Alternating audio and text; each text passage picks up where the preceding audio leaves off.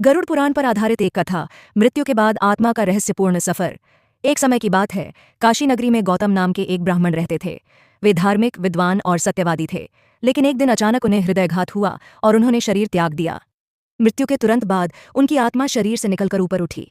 उन्होंने देखा कि उनके चारों ओर अजीब सी ऊर्जा है, न जमीन है न आकाश। वहां केवल दो यमदूत प्रकट हुए, काले वस्त्र, लाल आंखें और हाथ में गदा।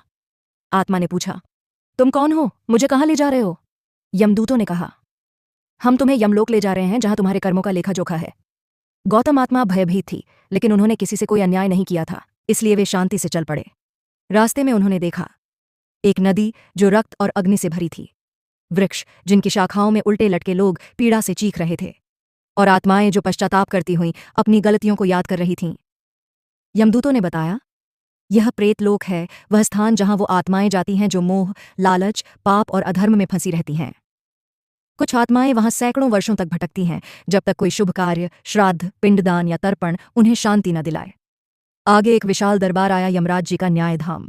वहां चित्रगुप्त ने गौतम जी का कर्मफल प्रस्तुत किया।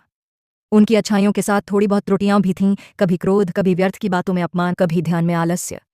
यमराज बोले, तुम्हारा जीवन अच्छा रहा, लेकिन पूर्ण मुक्ति अभी नहीं मिली है। तुम्हें कुछ समय पितृलोक में रहना होगा, जहां तुम आने वाले जीवन की तैयारी कर सकोगे। गौतम आत्मा ने विनती की, क्या मुझे पुनर्जन्म ही लेना होगा? यमराज बोले, नहीं, यदि तुम्हारे परिजन गरुड़ पुराण का पाठ, गंगा जल से स्नान और तर्पण आदि विधिपूर्वक करें, तो तुम्हारी आत्मा सद्गति प्राप्त कर सकती है। उधर पृथ्वी पर उनके पुत्र ने एक विद्वान से सुनकर पूरे 13 दिन तक गरुड़ पुराण का पाठ करवाया।